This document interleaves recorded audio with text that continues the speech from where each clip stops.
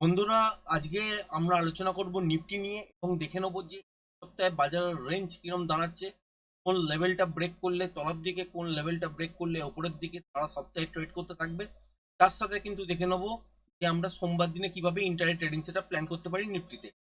দেখতেই পাচ্ছেন এখান থেকে উপরের দিকে মুভ করেছে, আর তার আগে যে জায়গাগুলো দেখতে পাচ্ছেন সুইং লো কিন্তু তলার দিকে যেগুলো হয়েছিল, পরের বারের যে সুইং লো গুলো হচ্ছিল সেগুলো হায়ার হচ্ছিল আগের সুইং লো এর তুলনায়।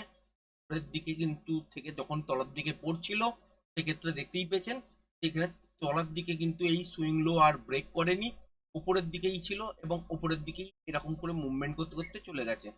এই যে মুভমেন্টটা দেখতে পাচ্ছেন এখানে যে সুইং লোটা ব্রেক করেছে, এটা হচ্ছে রেজাল্টের দিন, যেদিন আপনার লোকসভার রেজাল্ট আউট হলো সেই দিনটার কিন্তু এই এফেক্টটা ছিল।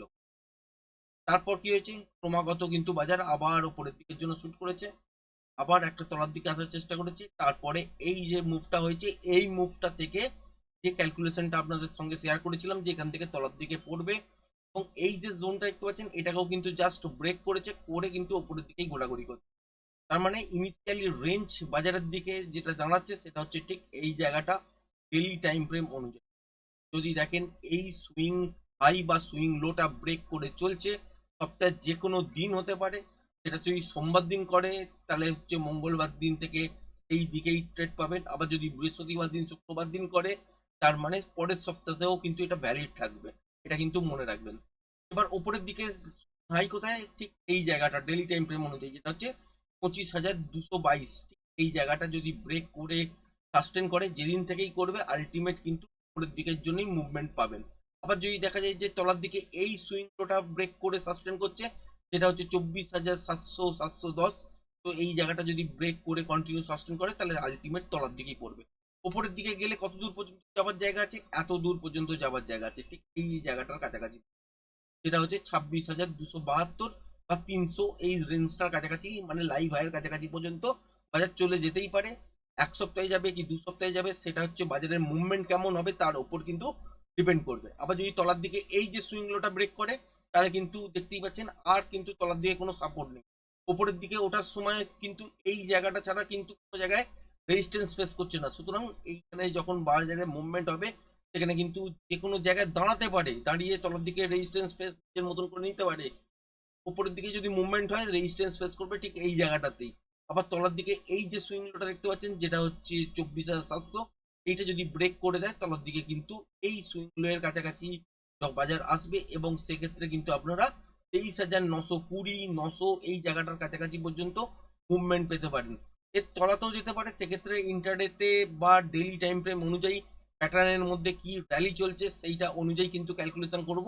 কিন্তু আপাতত ভেবে রাখুন যদি দিন কোনো একটা রেঞ্জ ব্রেক করে দেয় উপরের দিকে 25,200 25-30 এই লেভেলটার ওপর গিয়ে কন্টিনিউ সাস্টেন করতে শুরু করে, বা সেই দিন ক্লোজিং দেখলেন, বা তলার দিকে যদি দেখেন যে 24,710 এই রেঞ্জটা ব্রেক করে দিচ্ছে, দিয়ে সোমবার দিনই শুরু করে গেছে এবং মুভমেন্টাম তলার দিকেই পড়ছে, সেক্ষেত্রে ভাববেন কিন্তু 23,900 920 পর্যন্ত বাজার কিন্তু তলার দিকে চলে আসতেই পারে।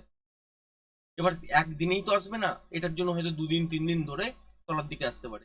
আবার যদি দেখেন যে এই তলার রেঞ্জটা হয়তো একদিন বা দুদিন পর এই লেভেলটাকে ব্রেক করে একটা ক্লোজিং দিয়ে দিল, সেক্ষেত্রে তলার দিকেই কিন্তু আলটিমেট মুভমেন্ট হবে। তাহলে বাজারের রেঞ্জ আপনারা জেনে গেলেন। যারা অপশন সেলিং করে কাজ করেন, উপরের দিকের রেঞ্জ এটা, তলার দিকের রেঞ্জ এটা, এটাকে কিন্তু সেল করে কাজ করতে পারেন। এবার হচ্ছে 5 মিনিটের টাইম ফ্রেম অনুযায়ী আমরা মার্কেটের মধ্যে দেখবো যে সোমবার দিন কিভাবে ইন্টারডে ট্রেডিং সেটা প্ল্যান করা যেতে পারে। পাচ্ছেন এখানে বাজার লাস্ট ক্রমাগত দুদিন ধরে একটা রেঞ্জ মতন তৈরি করেছে। এটা হচ্ছে একটা দিন, এখানে মোটামুটি একটা মুভমেন্ট পাওয়া গেছে। আর এই দিনটা যদি দেখেন মর্নিং সেশনটাতে একটা উপরের দিকে মুভমেন্ট করেছে, গ্যাপ আপ খুলেছিল, তারপর তলার দিকে পড়ে চেষ্টা করেছে, তারপর উপরের দিকে গেছে আবার তলায় পড়েছে, তারপর বাজার একটা নয়েজ ক্রিয়েট করেছে এবং এই জায়গাটার মধ্যে ফ্ল্যাট কিন্তু ট্রেড হয়েছে। পরের দিনও কিন্তু সেম তাই, এইখান থেকে উপরের দিকে গেছে, তলার দিকে এসছে, তারপর কিন্তু একটা রেঞ্জের মধ্যেই ছোট্ট আকারে এখানেই কিন্তু মুভমেন্ট করতে শুরু। তার মানে এখান থেকে বোঝা যাচ্ছে যে বাজারের মধ্যে মোমেন্টাম কিন্তু আসবে অনেকটা পরেই, ঠিক এই জায়গাটার পর আসবে কিছুটা, যেটা হচ্ছে 25,128 30 এই লেভেলটা ব্রেক করার পর। তার আগে ছোট ছোট স্ক্যাল্পিং আকারে ট্রেড কিন্তু আপনারা পেতে পারেন। আবার যদি তলার দিকে দেখেন যে এই সুইং লোটা ব্রেক করে দিয়ে কন্টিনিউ সাস্টেন করছে, তাহলেও কিন্তু এখান থেকে একটা ছোটখাটো মোমেন্টাম পেতে পারেন। কতদূর পর্যন্ত পেতে পারেন সেটাই কিন্তু দেখার চেষ্টা করব। আগের দিনের লাস্ট সুইং হাই আর সুইং লো যদি ধরেন, তাহলে সেক্ষেত্রে হচ্ছে এইখানে সুইং লো ছিল যেটা হচ্ছে 24,920, আর ওপরের দিকে যদি দেখেন তাহলে হচ্ছে এইখানে একটা সুইং হাই ছিল, সেটা হচ্ছে আপনার 24,980-85 এই জায়গাটার কাছাকাছি পর্যন্ত। তার মানে এইটা হচ্ছে বাজারের রেঞ্জ। যদি দেখা যায় যে ফ্ল্যাট খুলে তলার দিকে পড়েছে বা গ্যাপ ডাউনের সময় পড়েছে, এই সুইং লোটা আর ব্রেক করতে পারেনি, তাহলে সেক্ষেত্রে কিন্তু এখান থেকে উপরের দিকের জন্য মুভমেন্ট আবার পাবেন। যদি রিভার্সাল পান তাহলে স্ক্যাল্পিং করতে পারবেন, আর যদি রিভার্সাল না পান তাহলে কিন্তু গ্যাপ ডাউনের সঙ্গে করলেও উপরের দিকে যখন মুভমেন্ট হবে সেক্ষেত্রে কিন্তু আপনারা পার্টিসিপেট হয়তো করতে পারবেন না, কিন্তু এই রেঞ্জটাকে ফলো করতে পারবেন যে উপরের দিকে এইখানে যাবার পর বাজারের রিয়াকশন কি, মোমেন্টামের সঙ্গে ব্রেক করছে নাকি একটা রিট্রেসমেন্ট হয়ে তারপর ব্রেক করছে। যদি রিট্রেসমেন্ট হয়ে লেভেলটাকে ব্রেক করে তাহলে সেক্ষেত্রে এতদূর পর্যন্ত একটা মোমেন্টাম আপনারা দেখতে পারেন, ঠিক এতদূর পর্যন্ত যেটা হচ্ছে 25,028। এর ওপরে যদি মোমেন্টাম চলতে থাকে তাহলে এই এতদূর পর্যন্ত এই সুইং হাইটার কাছাকাছি যেটা হচ্ছে 25,050। এবার এখানে এসে দেখতে হবে যে ফার্স্ট হাফের মধ্যে হচ্ছে নাকি সেকেন্ড হাফের মধ্যে হচ্ছে। যদি দেখা যায় যে ফার্স্ট হাফের মধ্যেই কমপ্লিট হয়ে গেছে তাহলে সেকেন্ড হাফের জন্য কি করতে হবে, বাজার কিন্তু প্যাটার্ন বানিয়েই ইন্ট্রাডেতে কিন্তু উপরের দিকে যেতে হবে। সেক্ষেত্রে যদি ফার্স্ট হাফের মধ্যেই দেখেন এত দূর পর্যন্ত চলে গেছে বাজার, তাহলে একটা রিট্রেস হওয়া দরকার টেকনিক্যালি। তারপর কিন্তু উপরের দিকে যখন মুভমেন্ট হবে সেক্ষেত্রে পার্টিসিপেট করতে পারেন 25,130 থেকে 150 এই জোনটার কাছাকাছি পর্যন্ত। আবার যদি দেখা যায় যে গ্যাপ আপে খুলেছে, একটা ছোটখাটো রিট্রেস নিয়েছে মর্নিং এ, নিয়ে এই সুইং লোটা ব্রেক করে দিয়েছে।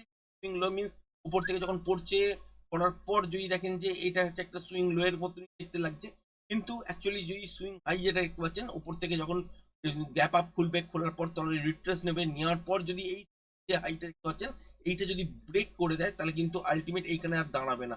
সেক্ষেত্রে টার্গেট দাঁড়াবে ঠিক এই জায়গাটার কাছাকাছি পর্যন্ত, যেটা হচ্ছে 25,135 থেকে 50-এর কাছাকাছি পর্যন্ত। এখানে এসে দেখতে হবে কি বাজারের মধ্যে কি প্যাটার্ন তৈরি করছে, কারণ মোমেন্টামের সঙ্গে যদি ব্রেক করে তাহলে এতদূর পর্যন্ত নাও যেতে পারে। সেক্ষেত্রে কি করতে হবে, যদি দেখা যায় যে প্যাটার্ন বানিয়ে বাজার আবার সেকেন্ড হাফের শুরুতে এই লেভেলটাকে ব্রেক করছে, সেক্ষেত্রে কিন্তু আপনারা উপরের দিকে 25,200 থেকে 250 পর্যন্ত দেখতে পারেন, এবং এর উপরেও যেতে পারে। সেক্ষেত্রে ইন্টারডেতে ফ্রেশ প্রাইস অ্যাকশন কেমন তৈরি হচ্ছে, কন্টিনিউশন ট্রেডের টার্গেট কত দূর হতে পারে, সেই প্যাটার্ন অনুযায়ী কিন্তু আপনাকে সিলেক্ট করতে হবে, তার আগে পর্যন্ত রেঞ্জ পাবেন না। যাই হোক, এবার হচ্ছে তলার দিকে যদি দেখা যায় যে গ্যাপ ডাউনের সঙ্গে খুলেছে বা ফ্ল্যাট খুলে তলার দিকে ব্রেক করেছে, যদি ফ্ল্যাট খুলে তলার দিকে ব্রেক করে সেক্ষেত্রে কিন্তু এখান থেকে একটা রিটেস্ট হতে দেবেন। যদি উপরের দিকে আজ চলতে না পারে তারপর যখন এই সুইং লোটাকে ব্রেক করবে সেক্ষেত্রে শর্ট করতে পারেন। টার্গেট হিসেবে কত দূর রাখতে পারবেন, ঠিক এত দূর পর্যন্ত ফার্স্ট, যেটা হচ্ছে 24,885। এটা যদি দেখেন যে মর্নিং সেশনেই হয়ে গেছে, তাহলে কিন্তু এখানে মোমেন্টামের সঙ্গে যতক্ষণ ব্রেক করে চলবে ততক্ষণ কিন্তু আপনারা প্রফিটটাকে বুক করতে পারেন। এবার যেখানে গিয়েই মোমেন্টাম লস হবে সেখানে গিয়েই কিন্তু আপনার পজিশনটাকে স্কোয়ার আপ করে নিতে হবে।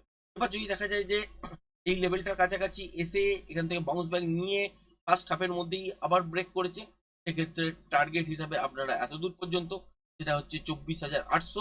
24,800টাকে ফার্স্ট হাফের মধ্যে যদি কমপ্লিট করে নেয়, সেকেন্ড হাফে কিন্তু এই জোনটার মধ্যে বাজার চলে আসবে। এখানে সুইং লো হিসেবে যদি দেখতেই পাচ্ছেন এইখানে একটা আছে যেটা হচ্ছে 24,750, তারপরেও কিন্তু আছে হচ্ছে এইখানে যেটা হচ্ছে 24,700। এই জায়গাটার কাছাকাছি পর্যন্ত বড় কিন্তু একটা মুভমেন্ট আপনারা দেখতে পারেন। যদি এই রেঞ্জটাকে ব্রেক করে বা গ্যাপ ডাউনের সঙ্গে যদি খুলে একটা রিটেস্ট করার পর যদি মর্নিং সেশনে এটাকে ব্রেক করে দেয়, সেক্ষেত্রে একটা মোমেন্টাম ট্রেড আপনারা 24,800, তারপর হচ্ছে 24,750, এখানে এসে দেখতে হবে যে মোমেন্টামের সঙ্গে ব্রেক করছে নাকি এইখানে গিয়ে আবার উপরের দিকে প্যাটার্ন বানিয়ে ব্রেক করছে, তার উপর ডিপেন্ড করবে যে টার্গেট কতটা হবে। যদি রিভার্সাল ট্রেডে আপনার হয় ট্রেড বেরোয় তাহলে কিন্তু উপরের দিকের জন্য খুব বেশি মুভমেন্ট আপনারা সেই সময়ে কিন্তু দেখতে পাবেন না, কারণ বাজারের সেন্টিমেন্ট সেই সময় কিন্তু নেগেটিভ থাকবে। সুতরাং ট্রেন্ডের দিকেই কিন্তু আপনারা কাজ করার চেষ্টা করবেন। যারা যারা ইন্টারনেট ট্রেড করেন তারা ট্রেন্ডটাকে ফলো করবেন। যদি দেখেন যে ডাউন ট্রেন্ডের মধ্যে আছে, ওই দিকে যদি ট্রেড বেরোয় তাহলেই কিন্তু কাজ করবেন একটা ভালো কোয়ান্টিটিতে। আর যদি দেখেন যে উল্টো দিকে কাজ হচ্ছে মানে রিভার্স কাজ হচ্ছে, তাহলে কিন্তু আপনারা মানে বেশি কোয়ান্টিটি নেবেন না এবং স্ক্যাল্পিং করারই কিন্তু চেষ্টা করবেন। আর সেকেন্ড হাফের যদি দেখেন যে শুরুতেই এই সুইং লোটা ব্রেক করে দিচ্ছে যেটা হচ্ছে 24,800, সেটা প্যাটার্ন ওয়াইজ ব্রেক করছে কিনা সেটা কিন্তু খেয়াল রাখবেন। যদি প্যাটার্ন ওয়াইজ লেভেলটাকে ব্রেক করে দেয় তাহলে কিন্তু তলার দিকে এই জায়গাটার কাছাকাছি পর্যন্ত টার্গেট হতে পারে বা এর তলাতেও আসতে পারে। সেটা ইন্টারডেতে ফ্রেশ প্রাইস অ্যাকশন দেখার পরই কিন্তু আপনি বুঝতে পারবেন, তার আগে কিন্তু ডিসাইড করতে পারবেন না। আশা করি ভিডিওটা পছন্দ হয়েছে। ভিডিওটা যদি পছন্দ হয়ে থাকে চ্যানেলটাকে অবশ্যই লাইক শেয়ার সাবস্ক্রাইব করবেন। আজকের ভিডিওটা এই পর্যন্তই। ধন্যবাদ।